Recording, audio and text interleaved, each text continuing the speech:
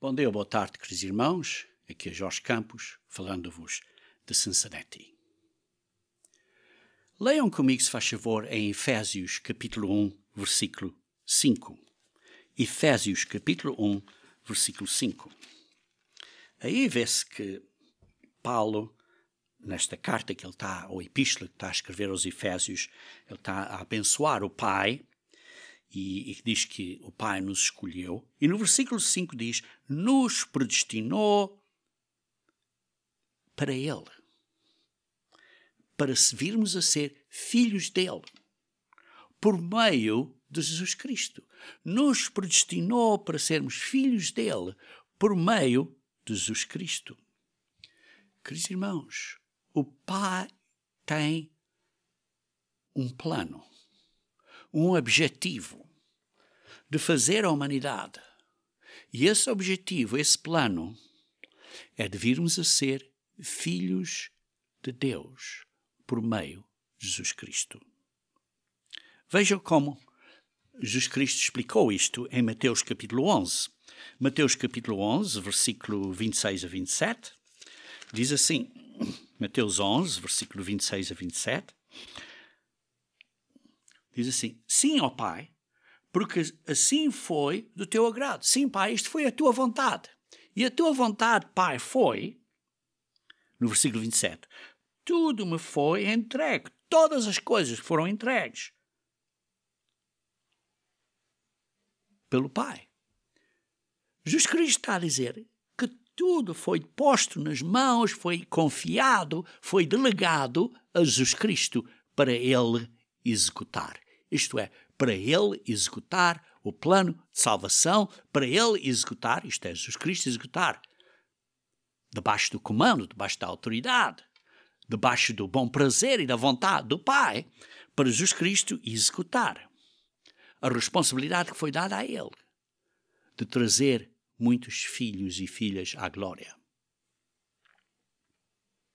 E por isso Deus tem um plano para realizar esse propósito de que você e eu se virmos a ser filhos e filhas dele através de Jesus Cristo.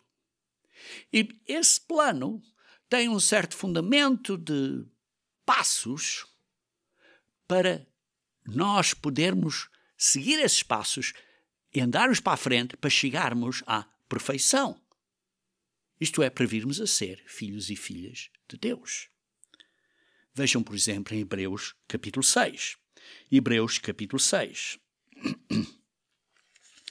Versículo 1 e 2. Diz assim, por isso, pondo a parte os princípios elementares da doutrina de Cristo, pondo de parte os princípios básicos, deixemos levar para o que é perfeito. Vamos focar, pôr o nosso golo a caminho de vermos a ser filhos e filhas de Deus, perfeitos como Ele é perfeito. E não lançando de novo a base destes passos, porque essas bases, estes fundamentos, estes alicerces deste passo, deste caminho para a salvação, estão lançados. E nós não podemos lançá-los de novo uns passos diferentes. E os passos são basicamente o arrependimento de obras mortas, a fé em Deus. Aí está o primeiro par, que é um paralelo da Páscoa e dos dias paisásmos, destas solenidades de Deus, que também representam o plano de salvação. Depois, o segundo par, que é o ensino de batismos e da imposição das mãos, que é um paralelo do segundo passo do plano de salvação, da segunda estação do plano de salvação de Deus, simbolizado, aqui tem um paralelo pelos festivais de Deus, que representa o dia de Pentecostes. E o terceiro passo, digamos assim, peregrinação neste caminho para a vida eterna, é as doutrinas, os princípios básicos da ressurreição dos mortos e do juízo eterno. E eu, queridos irmãos, já dei sermões acerca destes temas, e este é o último deste grupo de sermões acerca das doutrinas fundamentais, de acordo com Hebreus 6, que é cobrir este lado deste último par, que é a ressurreição dos mortos e o juízo interno. Já cobrimos a ressurreição dos mortos, agora vamos cobrir o juízo interno hoje, que é para nós entendermos um bocadinho melhor o significado desta doutrina. Porque, ao fim de contas, o juízo eterno é um juízo que tem um resultado eterno.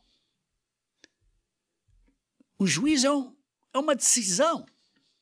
É uma decisão que vai ter um resultado eterno. O eterno, representando uma vida eterna, ou o eterno, representando uma morte eterna. Se é a vida eterna, vai ser uma felicidade eterna, vai ser uma recompensa eterna. Se nós estamos a ter bons frutos. Se os nossos frutos são maus, essa decisão não vai ser lá muito agradável, porque vai ser a morte eterna. Muitas pessoas pensam que Deus é misericordioso, correto. Mas quando pensam isso, pessoas chegam à conclusão a dizer que Deus nunca vai rejeitar uma pessoa. Isso é incorreto. Porque vai haver um juízo eterno, uma decisão eterna, um dia do juízo, em que vai haver uma recompensa. Para os bons será uma boa recompensa e para os maus será uma má recompensa. E esse é um tema muito importante da Bíblia e está claro do Novo Testamento. Leiam comigo, se faz favor, em Romanos capítulo 2, versículo 16. Romanos capítulo 2, versículo 16. E no dia em que Deus, por meio de Jesus Cristo, julgar os segredos dos homens, de conforme com o meu Evangelho. Estava aqui Paulo a dizer. A boa nova que Paulo estava a pregar está aqui a dizer que Deus vai julgar todos os nossos segredos por meio de quem? Por meio de Jesus Cristo. Por meio de Jesus Cristo. E por isso vemos que Jesus Cristo foi aquele que teve uma responsabilidade completa na execução. E tem responsabilidade completa na execução deste plano. Jesus Cristo ensinou a ressurreição e o juízo eterno. Ressurreição dos mortos e juízo eterno. Vejam comigo, se faz favor, em Romanos capítulo 5, versículo 26 e 27. Perdão, João capítulo 5. João capítulo 5. João capítulo 5, versículo 26 e 27. João 5, 26 e 27 diz: porque assim como o Pai tem vida em si mesmo, isto é, tem vida eterna, e a vida existe nele, ninguém pode tirar a vida dele, ele tem esta vida eterna nele, também concedeu ao Filho ter vida em si mesmo, ter eternidade nele também. E lhe deu autoridade, isto é, o Pai deu autoridade ao Filho para julgar, porque é o Filho do homem. O Pai delegou o julgamento, todo o julgamento, a Jesus Cristo. Então, quem é que vai julgar? Vemos aqui, o Pai deu autoridade para julgar ao Filho. Delegou esta responsabilidade ao Filho. Não vos maravilheis disto, versículo 28. Porque vem a hora em que todos os que se acham nos túmulos ouvirão a sua voz e sairão. Os que tiverem feito bem para a ressurreição da vida. Os que estão a ser julgados hoje. Os que como vamos ver daqui a pouco, estão a ser julgados hoje e que estão a proceder bem de acordo com essa decisão que está a ser feita, esta avaliação, essa preparação que estão a seguir hoje e que estão a ser preparados. Esses que tiveram feito bem estão a ser preparados, estão a ser julgados hoje. Esses vão para a ressurreição da vida. Isto é a primeira ressurreição, uma ressurreição direta para a vida eterna. Mas os que não se arrependeram e por isso têm praticado o mal e que não têm chegado a um verdadeiro arrependimento, porque vão ser julgados mais tarde, diz assim, vão para a ressurreição do juízo. Todos vão ressuscitar, como lemos no versículo 28. Todos os que estão nos túmulos vão ressuscitar, mas uns vão ressuscitar para a primeira ressurreição, direto, para a vida eterna, e outros vão estar na segunda ressurreição para o juízo. Isto é, vai haver um juízo eterno. Vai haver um juízo eterno. Como vimos, quem é que julga? É Jesus Cristo. Vejam aqui no versículo 21 e 22 também, do mesmo capítulo, João 5. Pois assim como o Pai ressuscita e vivifica os mortos, assim também o Filho vivifica, dá vida àqueles a quem quer. Isto quer dizer que o Pai delegou esta responsabilidade ao Filho e o Filho tem esta autoridade de decidir a quem é que ele vai dar vida e não. E por isso diz assim no versículo 22, e o Pai ninguém julga. Porque é o Filho que vai vivificar, é o Filho que vai julgar. Mas ao Filho confiou todo o julgamento, delegou, confiou todo o julgamento ao Filho.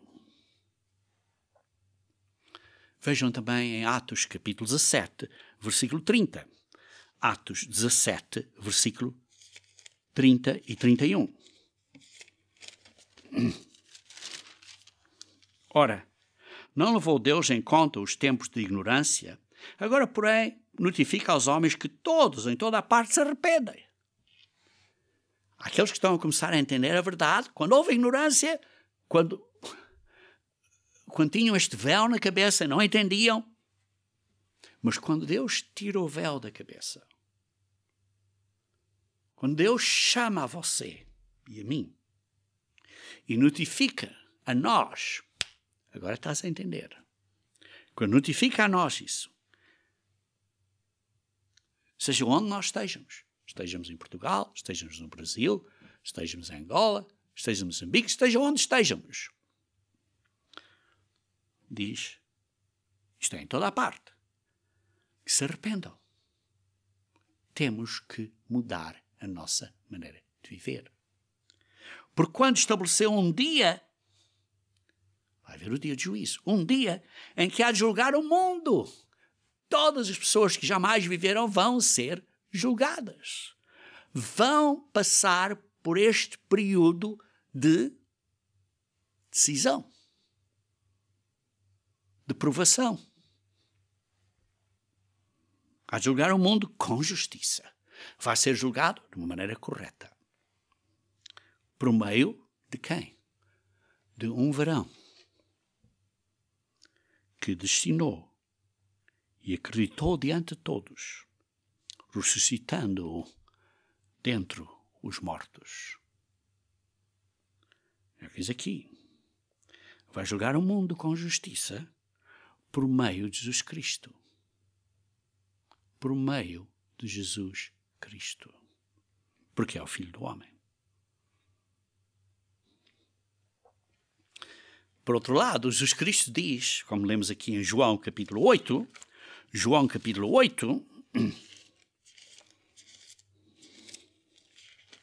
versículo 15 e 16,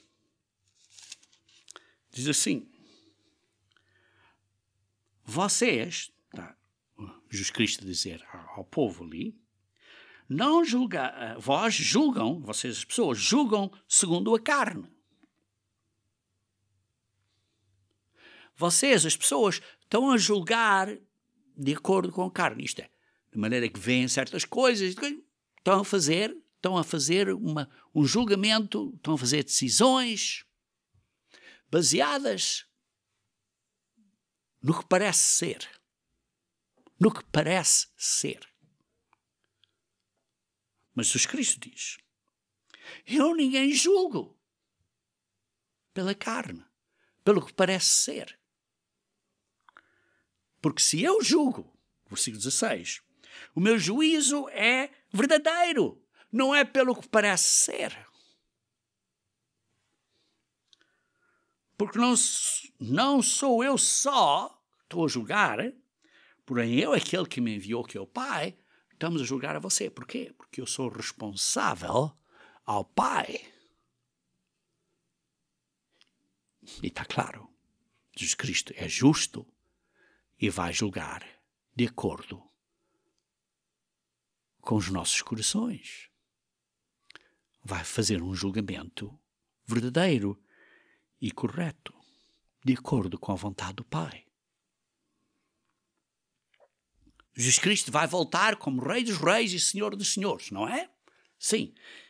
E ele, quando vier como Rei, vai julgar. É o que lemos, ele vem julgar.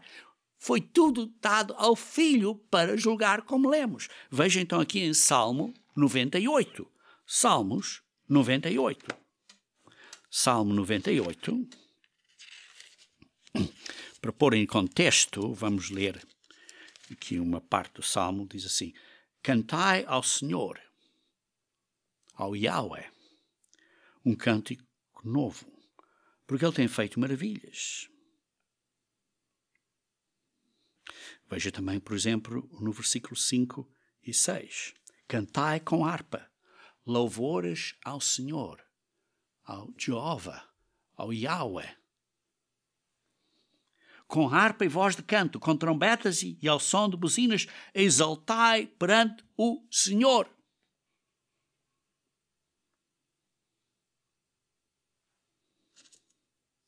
HYWH, exaltai o Senhor. Que é Rei. Que é Rei. Quem é o Rei? Quem é o Rei dos Reis? Quem é o Rei que vem? Quem é o Rei que vem julgar? Jesus Cristo. Tudo foi posto nas mãos dele.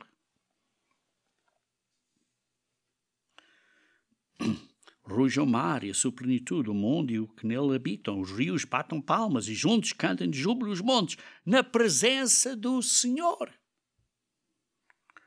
Porque ele vem julgar a terra.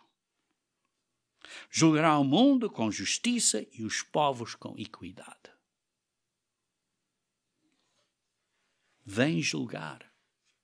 E o julgamento foi dado ao Filho. Então quem é que vai julgar? É o Filho. Mas vai ele fazer isso sozinho? Não. Vejam comigo, se faz favor, 1 Coríntios capítulo 6, versículo 2. 1 Coríntios capítulo 6, versículo 2. 1 Coríntios capítulo 6, versículo 2.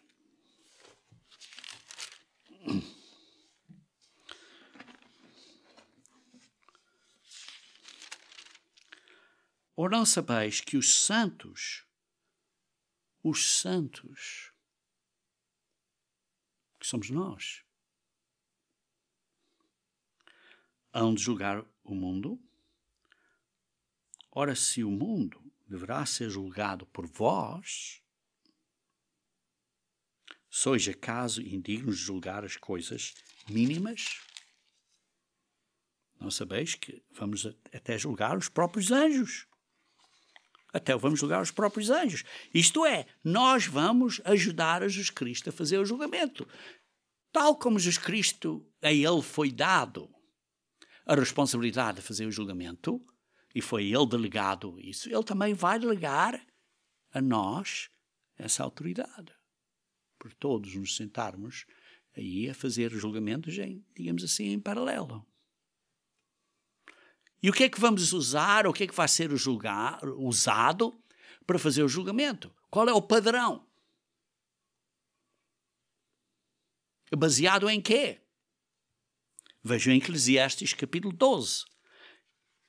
Eclesiastes capítulo 12. Eclesiastes capítulo 12.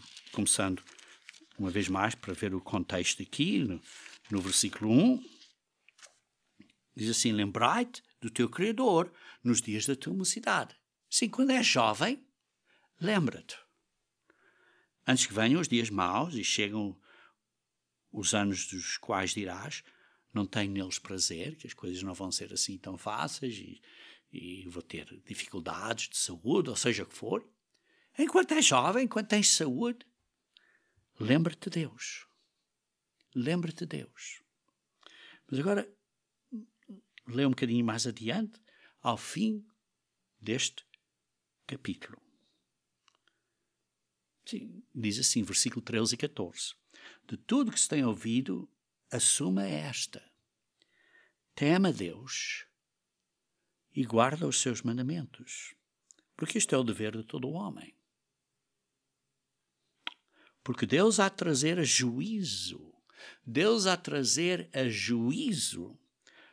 O quê? Todas as ações, todas as obras. Até as que estão escondidas. Até aqueles que são segredos. Sejam boas, sejam más. Por isso, queridos irmãos, vai haver um dia de juízo. Geralmente muitas pessoas pensam no dia de juízo, juízo.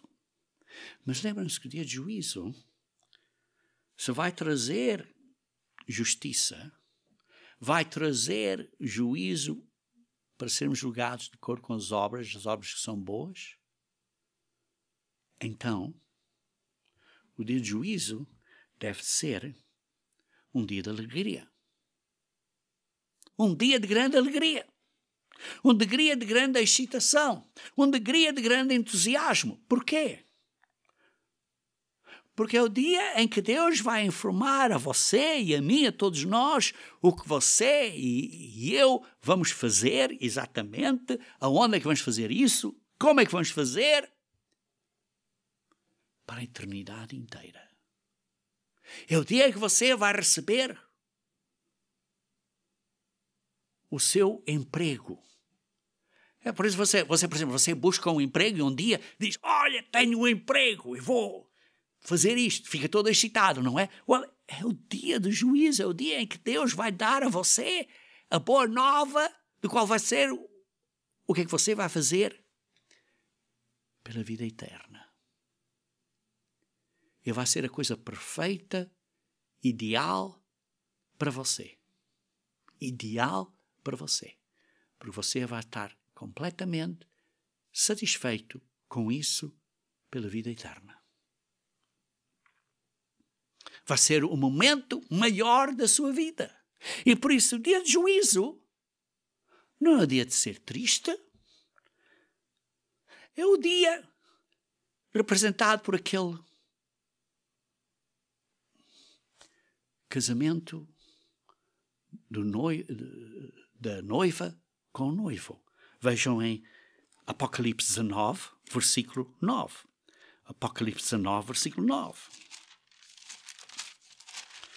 Apocalipse 19, versículo 9. Bem-aventurados aqueles que são chamados à ceia das bodas do Cordeiro. Vai ser um dia de grande alegria. O dia de você receber o galardão das suas obras. O maior momento da sua vida jamais. E quando você pensa acerca de assuntos como você lê, por exemplo, em Apocalipse 21, o novo céu e a nova terra, e o que vai para lá, a você aí vê então uma realidade magnífica do que Deus tem para você e para mim.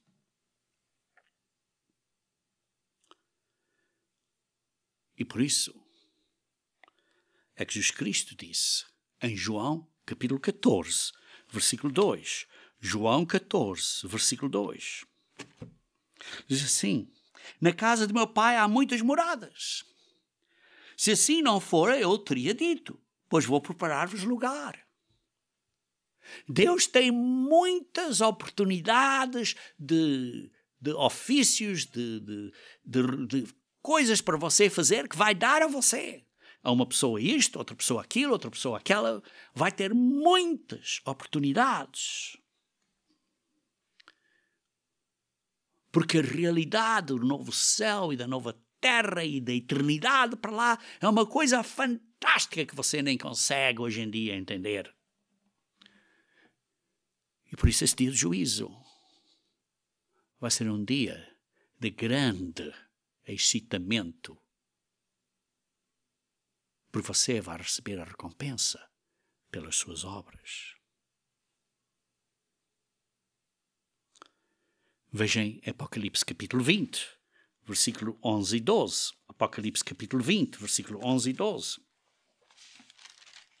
Diz assim: vi um grande trono branco, e aquele que se senta, de cuja presença fugiram a terra e o céu, e não se achou lugar para eles. Quem é que nos vai julgar? No trono branco, no trono de juízo. E os mortos, grandes e pequenos, postos em pé, ressuscitados, diante do trono. Então se abriram os livros. Quais são os livros? A palavra de Deus. Que é a palavra, que é o verbo, que é Jesus Cristo. Os ensinos de Jesus Cristo que Ele nos deu. Desde Gênesis até Apocalipse. Que há uma continuidade perfeita nestes livros. Desde o início até ao fim. E por isso é que diz aqui, os livros foram abertos, vamos ser julgados de acordo com o padrão do que está na palavra de Deus, que é a Bíblia. E depois outro livro foi aberto, que é o livro da vida. E conforme somos julgados, e somos preparados, e somos treinados, e nos arrependemos, o nosso nome é posto no livro da vida. Isto é, nós vamos ter a vida eterna.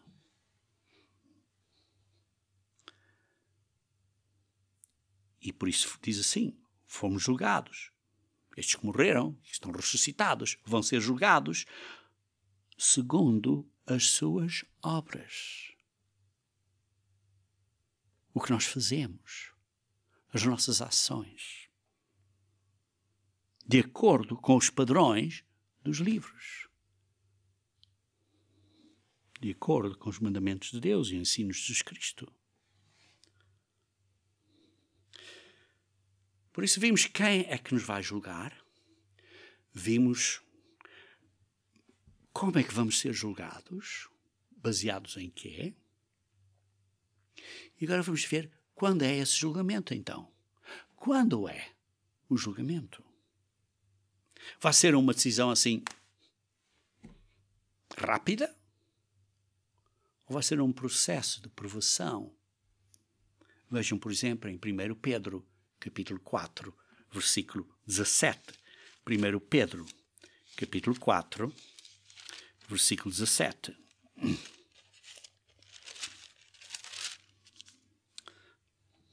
Diz assim: porque a ocasião de começar o juízo pela casa de Deus é chegada. O que está aqui a dizer, queridos irmãos? Que o dia do juízo da casa de Deus já chegou. Ora, se primeiro vem por nós, isto é, nós, como membros da Igreja de Deus, estamos a ser julgados agora. Para nós o julgamento é agora. O período probatório para nós é agora. Durante esta vida. Ora, se primeiro vem por nós, qual será o fim daqueles que não obedecem ao Evangelho de Deus? Precisamos de obedecer. Precisamos de obedecer.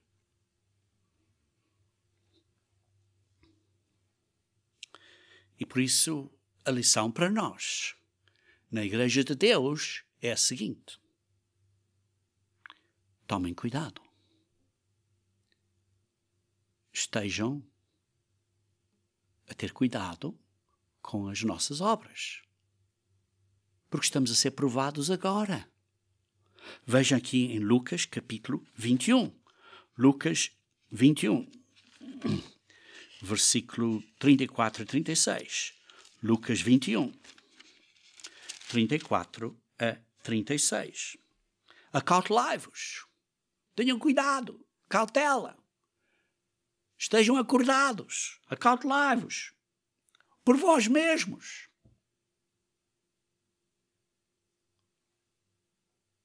Para que nunca vos suceda que o vosso coração fique sobrecarregado com as consequências das coisas deste mundo, sejam elas que for, que estejam a afetar você na sua cidade onde vive, ou na área onde você vive, ou no local onde você vive, com as consequências das coisas do mundão, que estão a afetar a nós, seja orgia, ou seja embriaguez, ou seja as preocupações do mundo. Cuidado, acautelai-vos, para que aquele dia não venha sobre vós repentinamente como um laço, como um ladrão. Algumas pessoas dizem, eu estou na igreja, por isso o dia não vem como ladrão, porque eu sei. Mas, queridos irmãos, aí está o perigo. Acautelai-vos, para que não venha como um ladrão, porque estamos a ser julgados hoje. O nosso período probatório é hoje.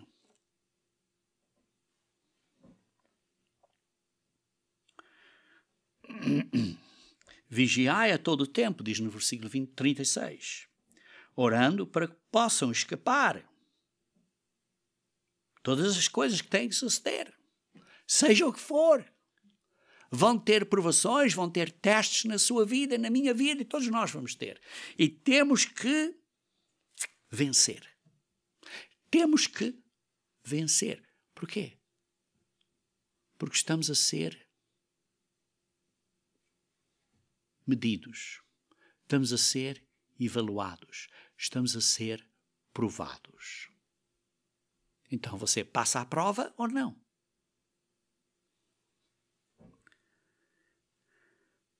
E se passarmos a prova, podemos estar em pé à frente de Jesus Cristo com confiança. E estarmos alegres que vamos receber o galardão das nossas boas obras. Vocês sabem a história das 10 virgens, não sabem? Mateus 25. Mateus 25. Sabem a história das 10 virgens? Mateus 25. Diz assim: o reino do céu será semelhante a 10 virgens. Queridos irmãos, 10 virgens quer dizer que está a falar de damas, simbolicamente, falando isto é espiritualmente, que são virgens. Isto é, são pessoas que estão na igreja de Deus. Está a falar só de pessoas que estão na igreja de Deus. Simbolicamente, espiritualmente, virgens. Se foram encontrar com o noivo, à espera da vinda de Cristo. Mas todas elas, se diz, algumas eram nécias e outras eram prudentes. E algumas não tiveram cuidado e outras tiveram muito cuidado. E os que não tinham cuidado, descuidaram-se. Embora todas elas adormeceram, como diz aí, as outras estavam um bocado descuidadas. Enquanto as outras tinham mais cuidado, estavam mais acauteladas, para não serem tomadas pelas coisas deste mundão. E depois, quando chega a hora, as prudentes não foram apanhadas como um ladrão à noite, que veio à noite e não foram surpreendidas. Mas as outras que não eram prudentes foram surpreendidas, embora estivessem na igreja de Deus.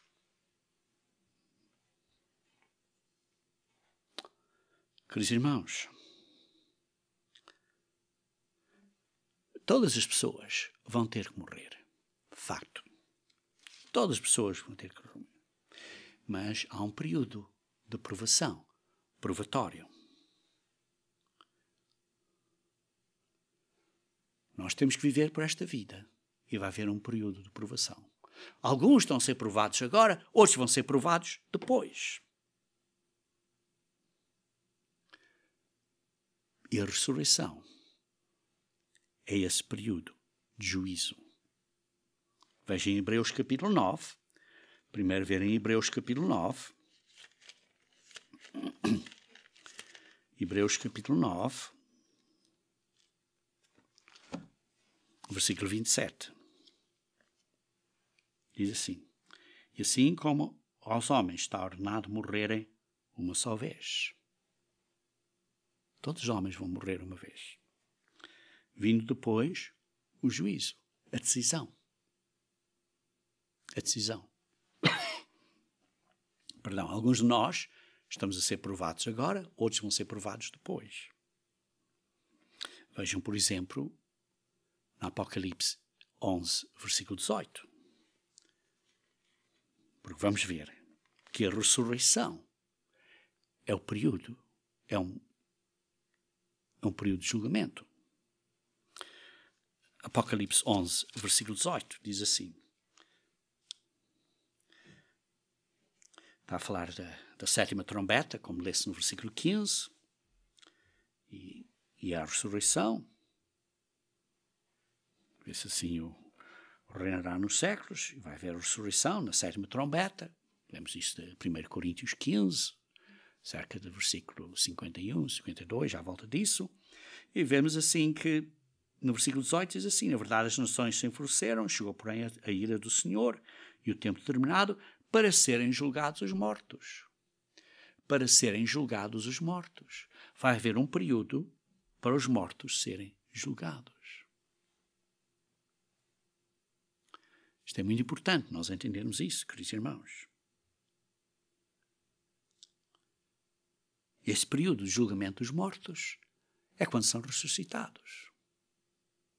Porque os que forem ressuscitados para a primeira ressurreição vão direto, já foram julgados, esses mortos foram julgados para estarem na primeira ressurreição. E por isso, queridos irmãos, esse período de julgamento é um período de desenvolvimento, é um período de preparar o povo, e por isso nós, na Igreja de Deus, estamos a ser preparados, estamos a preparar um povo, incluindo nós próprios. E por isso parte da obra de Deus, que é pregar o Evangelho e preparar o povo.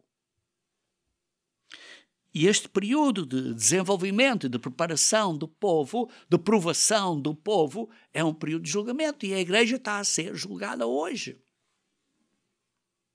E está claro, Deus faz tudo de uma maneira, na sua ordem, de uma maneira decente.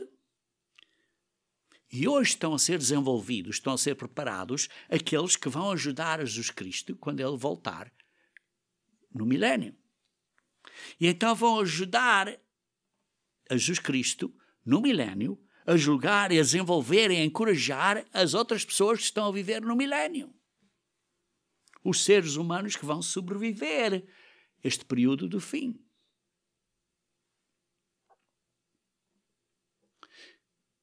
E depois, mais adiante, depois do milénio, vai haver a segunda ressurreição, que é os milhares, milhões, bilhões de pessoas que viveram e que morreram e que nunca tiveram uma esperança, que nunca conheceram ou vieram a conhecer Jesus Cristo, porque não vamos ser salvos senão por um outro nome, um único nome, que é Jesus Cristo. E por isso, essas pessoas que morreram no passado, e que a maioria de nós, a humanidade, não sabe quem eles são, Deus sabe, mas a humanidade não sabe quem são. Aqueles que morreram, por exemplo, antes do dilúvio. Aqueles que morreram no dilúvio. Aqueles que morreram durante a morte negra, cerca do século XIV. Houve uma grande epidemia de peste bubónica na Europa e milhões de pessoas morreram. Aqueles que morreram no Japão durante a queda da bomba atômica de Hiroshima e Nagasaki. Aqueles bebés que nasceram e que morreram imediatamente após o nascimento, por exemplo. Todos esses vão ter que aprender o caminho de Deus, vão ter o seu período probatório para aprenderem a verdade, para se arrependerem,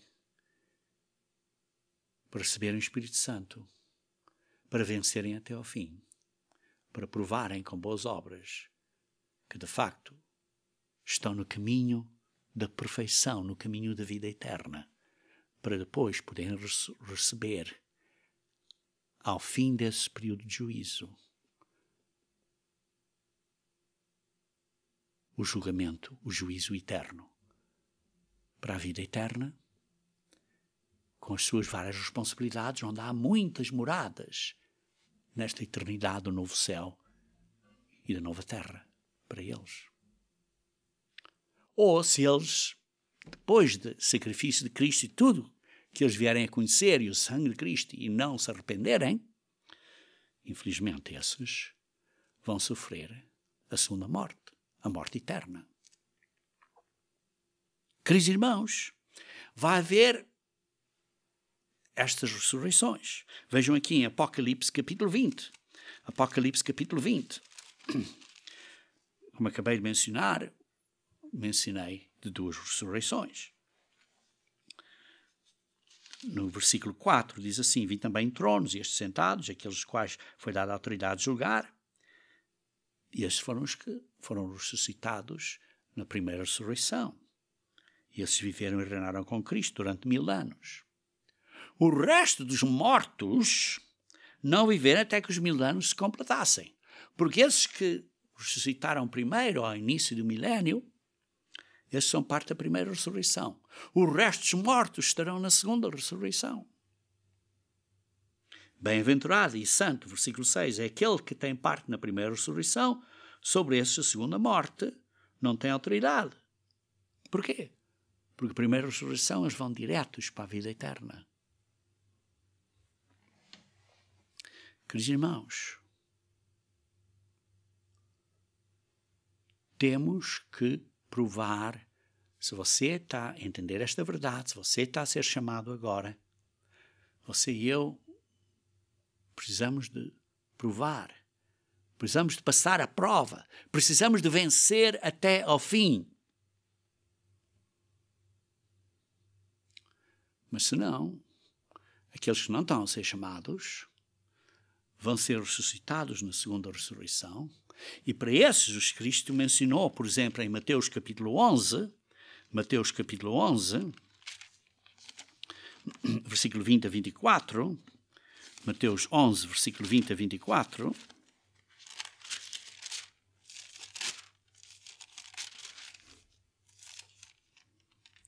assim, passou então Jesus a increpar as cidades nas quais ele operara numerosos milagres pelo fato de não se terem arrependido. Por não se terem arrependido.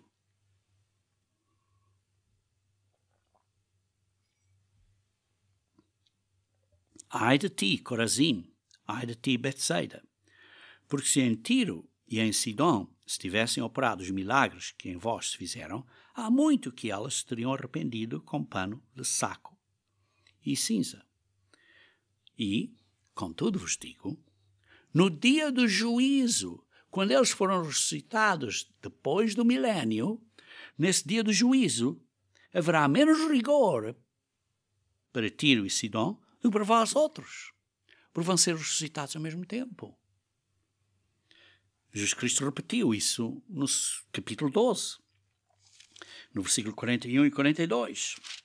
Diz assim: ninivitas se levantarão no juízo com esta geração e a condenarão, porque os ninivitas se arrependeram com a pregação de Jonas. E eis aqui está quem é maior do que Jonas. E a rainha do sul se levantará, isto é, ressuscitará, no juízo, depois do milénio. com esta geração e a condenará, porque veio dos confins da terra, isto é, o Reino do Sul veio dos confins da terra, para ouvir a sabedoria de Salomão. E eis que está aqui quem é maior do que Salomão, que era Jesus Cristo. E por isso, esta ressurreição é um período de juízo. Aqueles que estão na Igreja de Deus estão a ser provados agora, o período probatório deles é agora.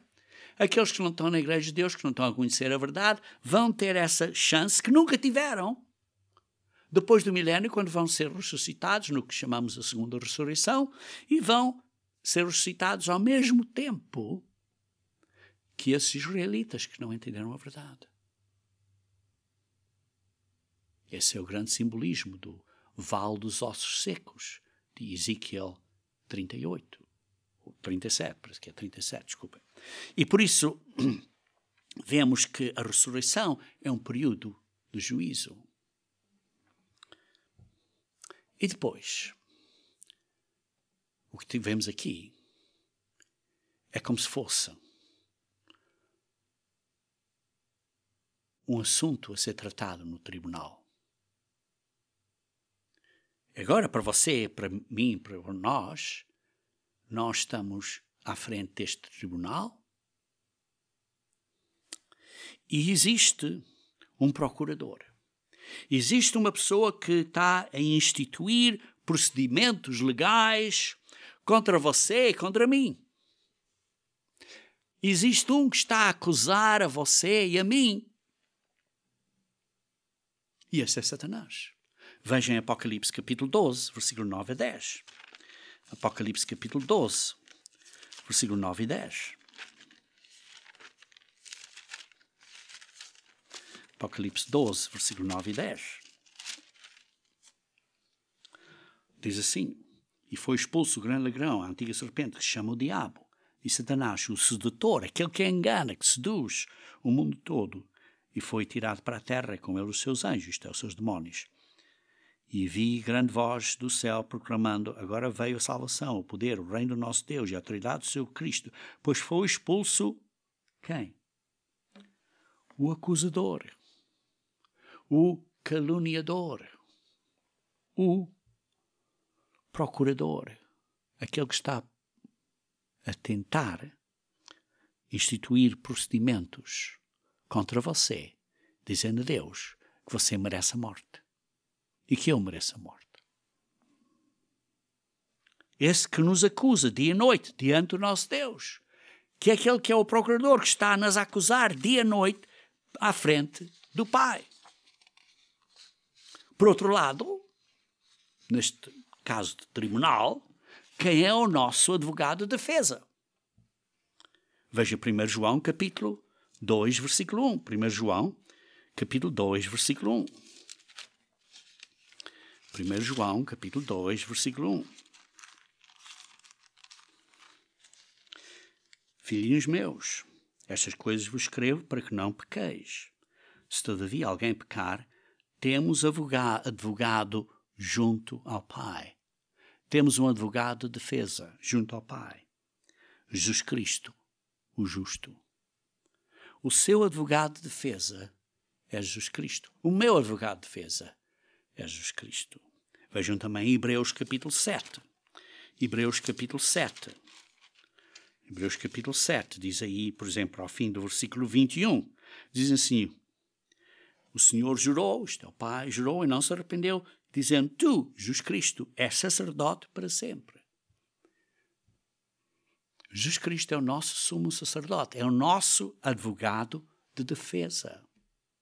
Aquele que está a intermediar por nós, que nos está a defender, que está a interceder por nós. Veja também aqui no versículo 24 e 25. Este, no entanto, porque continua para sempre, tem o sacerdócio imutável. Isto é, Jesus Cristo, continua para sempre. Tem o seu sacerdócio imutável, tem a sua responsabilidade de ser o nosso sumo sacerdote, o nosso advogado de defesa para sempre. Por isso, também pode salvar totalmente. Pode salvar totalmente os que por ele se chegam a Deus. Através de Jesus Cristo, como nosso advogado de defesa. Ele nos vai salvar totalmente. Vivendo sempre para interceder por nós, por aqueles que estão a viver de acordo com os princípios, de acordo com a palavra do Verbo. A Bíblia.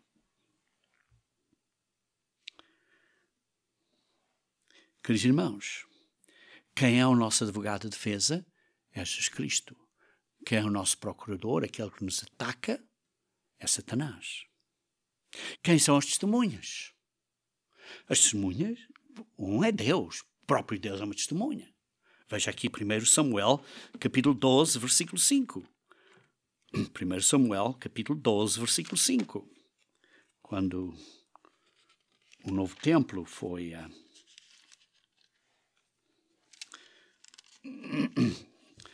estabelecido, diz aqui em 12, versículo 5, diz assim, 1 Samuel, capítulo 12, versículo 5. Se porém não deres ouvidos à voz do Senhor, mas antes fores rebeldes ao seu mandato.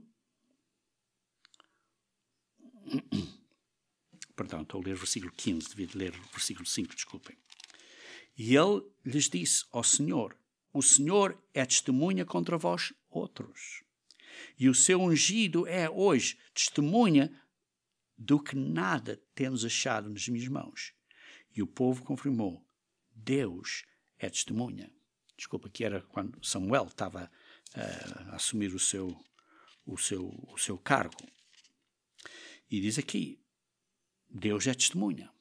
Deus é testemunha.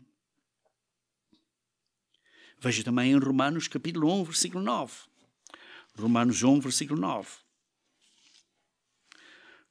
Porque Deus a quem sirvo em meu espírito, no evangelho de seu Filho, é a minha testemunha, de como incessantemente faço menção de vós.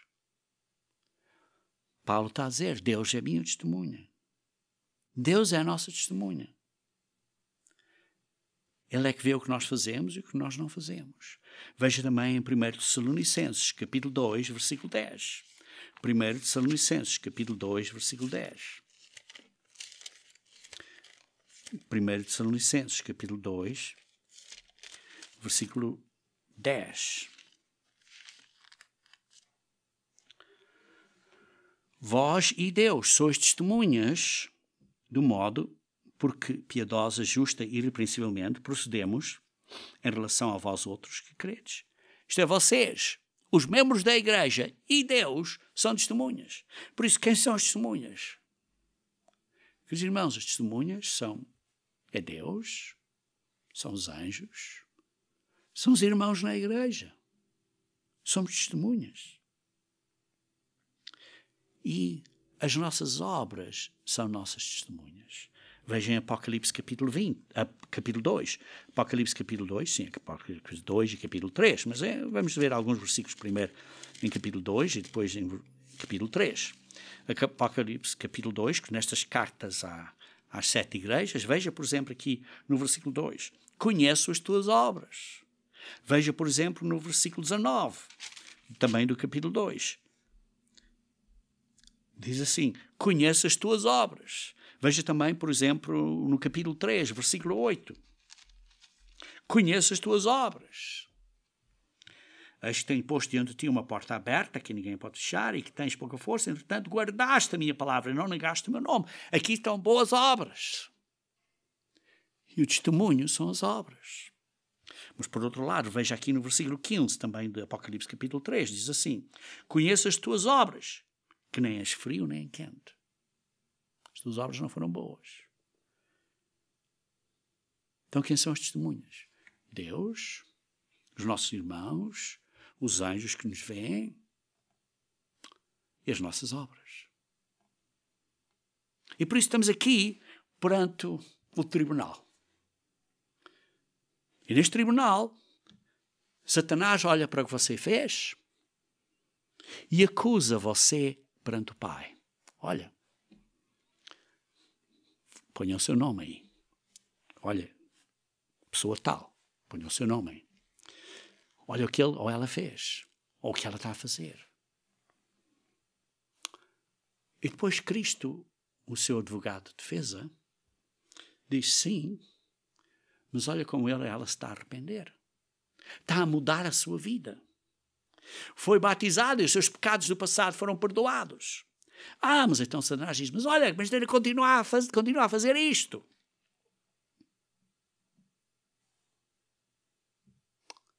Aí tenho uma pergunta para você e para mim.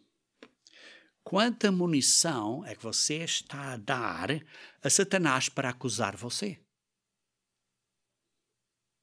Quantas oportunidades é que você está a dar a Satanás para acusar a você? Você está arrependido? Você tem esta atitude de dizer que perante mim eu não sou nada, não tenho valor nenhum? Veja aqui em Romanos capítulo 7. Romanos capítulo 7. Romanos capítulo 7. Versículo 18. Por exemplo. Dizem, porque eu sei que em mim, isto é, na minha carne, não habita bem nenhum. Eu sei que não é só o que eu fiz, é o que eu sou. Não habita bem nenhum. Pois o querer o bem está em mim. Não, porém, o efetuá-lo. Veja, por exemplo, no versículo 24. Desventurado o homem que sou. Quem me livrará do corpo desta morte? Graças a Deus, temos um advogado de defesa. E veja então no capítulo 8, versículo 1. Agora, pois, já nenhuma condenação há aos que estão em Cristo Jesus. Porque se você está arrependido, se você está a mudar a sua vida, se você está a confessar a Deus e você está a se esforçar a vencer, não há nenhuma condenação. Veja em 1 João capítulo 1.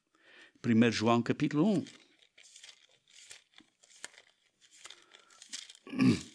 Versículo 9.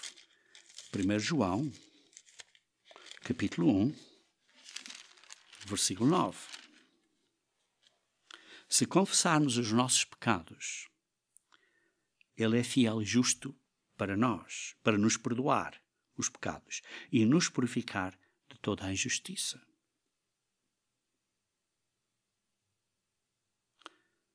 Veja, por exemplo, no versículo 7. Se, porém, andarmos na luz, como Ele está na luz, mantemos comunhão uns com os outros. E o sangue de Jesus Cristo, seu Filho, nos purifica de todo o pecado. Porque estamos a andar na luz, isto é, estamos a esforçar a andar no caminho da vida eterna. Estamos a fazer o que é possível, praticar o que Deus quer que nós pratiquemos. Estamos a andar na luz. Versículo 10. Mas se dissermos que não temos cometido pecado, fazemos-lo mentiroso e a sua palavra não está em nós. Queridos irmãos, temos que vencer. Temos que vencer. Vejam Apocalipse capítulo 21. Apocalipse capítulo 21. Versículos 7 a 8. Diz assim: o vencedor herdará todas as coisas. O vencedor herdará todas as coisas. Eu lhe serei Deus e ele me será filho. Mas os covardes e os outros que desobedecem, não, vão ter a segunda morte. Queridos irmãos, por isso é que Paulo diz: julguem-se a vocês mesmos. Se nós nos estamos a julgar a nós próprios, não vamos ser julgados. Porquê? Porque estamos a avaliar, estamos a medir a nós próprios e estamos a tentar vencer e esforçar e fazer a nossa parte. E Deus nos ajuda com o seu sangue e com o seu espírito, nos ajuda a vencer. E por isso então estamos a dar a Cristo munição para Ele lutar por você. Queridos irmãos, vai haver um juízo. Vai haver um dia do juízo. Agora a pergunta é, nós estamos a ser julgados agora. O que é que você está a fazer? O que é que eu estou a fazer?